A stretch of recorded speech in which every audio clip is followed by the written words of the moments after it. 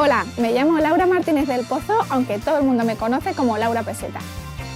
A partir de Peseta creamos piezas con una producción local y sostenible. Son piezas con historia, color y humor. Hemos colaborado con marcas como Marc Jacobs, Berlinale, Primavera Sound, TEDx, Schweppes o el Ayuntamiento de Madrid. También soy presentadora de distintos programas en el canal de casa. Desde pequeña me encanta crear con las manos y nunca dejé de hacerlo. Mis prendas son muy coloridas, de corte sencillo y normalmente hechas con estampados de diseños propios. Para crear mis piezas he desarrollado un proceso muy definido, pero siempre necesito ver, tocar, a veces escribir o dibujar a mano.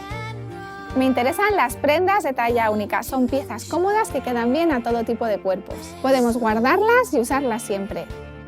Ver un tejido, imaginar qué puedo hacer con él y luego ver la prenda acabada es una sensación única que me sigue emocionando. En este curso de doméstica aprenderás técnicas de diseño, corte y confección para crear prendas multitalla. Para el proyecto final realizarás un mono largo muy sencillo en talla única ajustable a distintas medidas. Para empezar te mostraré los principios para crear prendas multitalla y los materiales que vamos a utilizar.